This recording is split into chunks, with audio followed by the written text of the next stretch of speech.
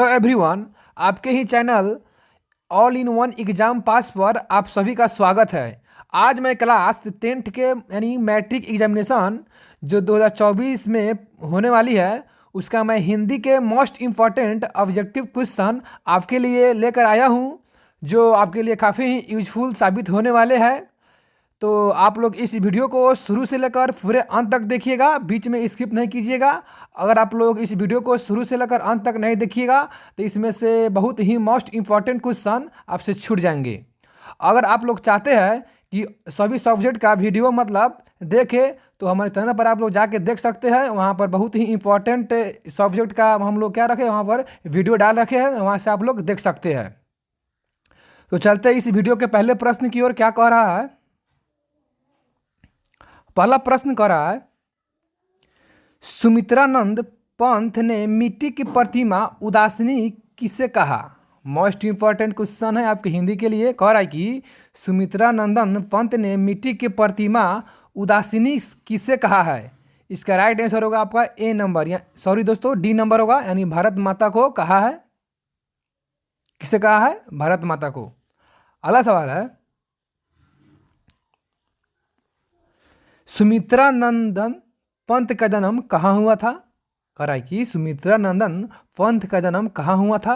इसका right answer होगा आपका ए नंबर, यानी कसौनी में। कहाँ हुआ था दोस्तों?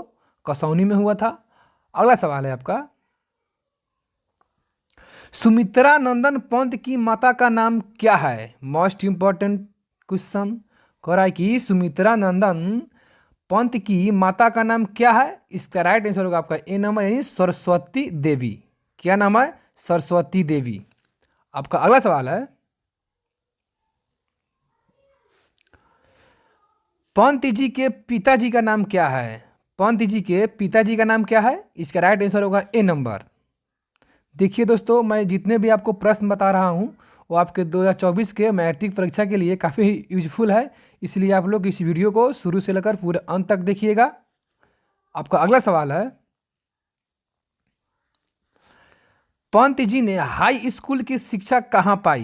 कह रहा है कि जो पंत जी थे वह हाई स्कूल की शिक्षा कहाँ से पाई? इसका राइट आंसर हो जाएगा आपका बी नंबर, बनारस में। कहाँ से पाई? बनारस से पाई।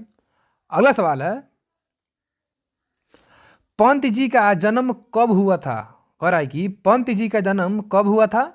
इसका राइट आंसर होगा आपका बी नंबर, 1900 ईस्वी में पंत जी का जन्म हुआ था। अगला सवाल है,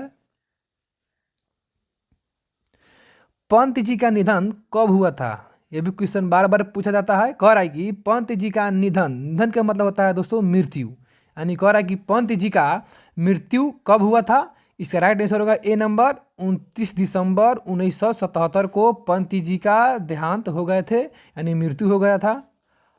आपका अगला सवाल है, पंत जी किस युग के कवि थे? बताइए। कह रहा है कि पंत जी किस युग के कवि थे? इसका राइट आंसर होगा आपका सी नंबर, यानी छायावाद युग के। अगला सवाल है आपका, पंत जी विरोधी थे।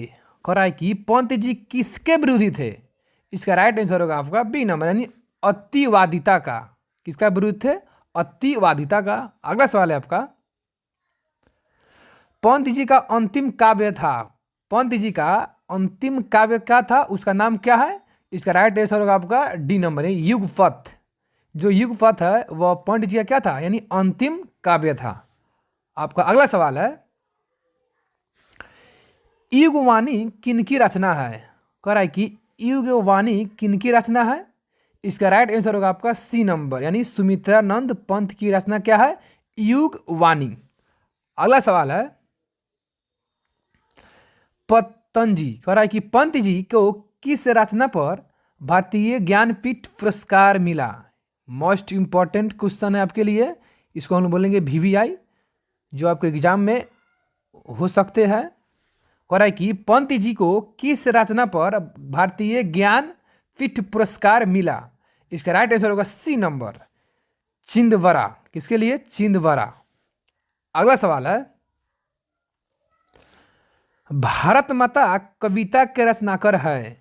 भारत माता कविता के रचनाकार कौन है? इसका राइट आंसर होगा ए नंबर, सुमित्रानंद पंत। क्या होगा? सुमित्रानंदन पंत। आपका अगला सवाल है, पंत जी ने प्रवासिनी किसे कहा? पंत जी ने प्रवासिनी किसे कहा? इसका राइट आंसर होगा बी नंबर, यानी भारत माता को पंत जी ने क्या कहा? प्रवासिनी। अगला सवाल है,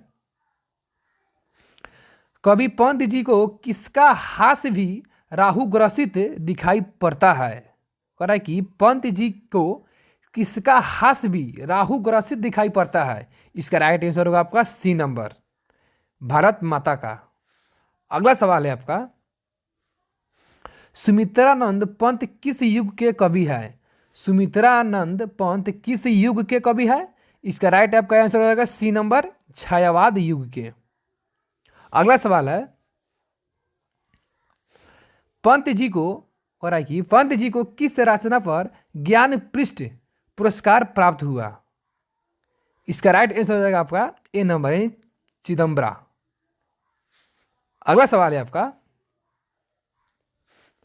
भारत माता शीर्षक प्रगीत पंत के किस काव्य संकलन से लिया गया है? बहुत ही मोस्ट इंपॉर्टेंट क्वेश्चन है फ्रेंड। कह रहा है कि भारत माता शीर्षक जो प्रगीत पंत के किस काव्य संकलन से लिया गया है? इसका राइट आंसर होगा बी नंबर। क्या होगा? बी नंबर, यानी ग्राम्या। क्या होगा? ग्राम्या। अगला सवाल है, ग्राम्या काव्य संकलन की कविताओं पर किसका प्रभाव पड़ता है? मोस्ट इंपॉर्टेंट, इसका राइट आंसर होगा आपका ए नंबर, यथार्थवाद का। किसका? यथार्थवाद का। अगला सवाल है आपका, प्रकृति का सुकुमार कवि किसे कहा जाता है? प्रकृति का सुकुमार कवि किसे कहा जाता है? इसका राइट आंसर होगा आपका डी नंबर, पंत को, यानी पंत जी को प्रकृति का सुकुमार कवि कहा जाता है। अगला सवाल है आपका, भारत माता के संबंध में क्या सही है? भारत माता के संबंध में क्या सही है? इसका राइट आंसर हो जाएगा आपका सी नंबर, ग्रामवासिनी। क्या होगा? ग्रामवासिनी, यानी भारत माता के संबंध में सही है। अगला सवाल है,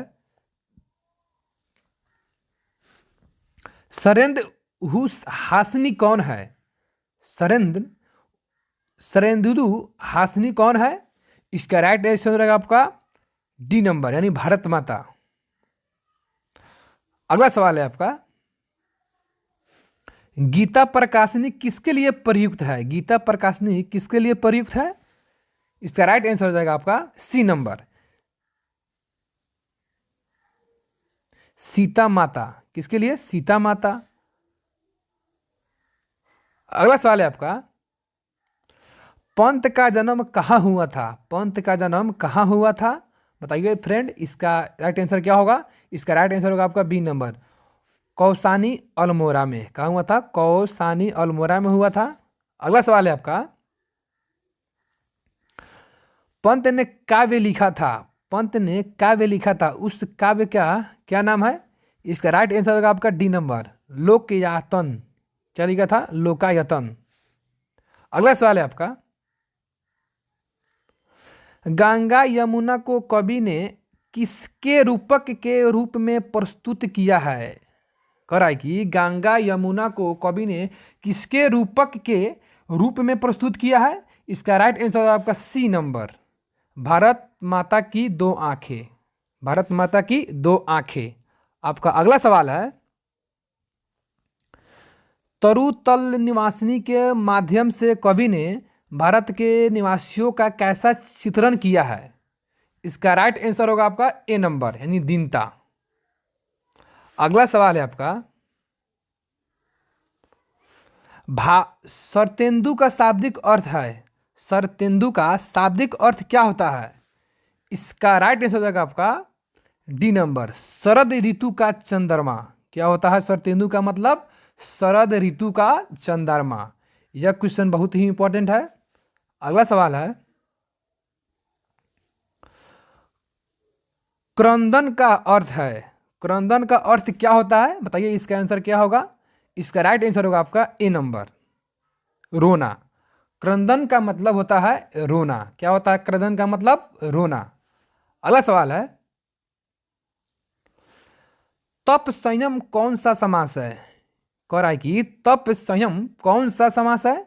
इसका राइट आंसर होगा द्वंद्व समास। अगला सवाल है आपका, पंत की मृत्यु कब हुई थी? पंत की मृत्यु कब हुई थी? इसका राइट आंसर होगा आपका बी नंबर 29 दिसंबर 1977 को पंत जी की मृत्यु हो गई थी। दोस्तों ये रहा आपके हिंदी के मोस्ट इम्पॉर्टेंट ऑब्जेक्टिव क्वेश्चन जो 2024 के मैट्रिक एग्जाम में पूछे जाएंगे। दोस्तों मैं आशा करता हूं कि आप लोग इस वीडियो को शुरू से लेकर पूरे अंत तक जरूर देखे होंगे। अगर यह वीडियो आपको अच्छा लगा होगा तो इस वीडियो को अपने दोस्तों के पास शेयर कीजिएगा, लाइक कीजिएगा, कमेंट कीजिएगा। आप लोग और वीडियो देना चाहते हैं तो हमारे चैनल पर जाकर देख लीजिएगा। अगर आप लोग इसका PDF लेना चाहते हैं तो हमारा व्हाट्सअप नंबर है 8002272546 पर आप क्या कीजिएगा, मैसेज कीजिएगा, व्हाट्सअप कीजिएगा, आपको PDF प्रोवाइड मिल जाएगा। फिर मैं मिलता हूँ अगले वीडियो में। जय हिंद, जय भारत, आपका दिन शुभ हो। वंदे मातरम।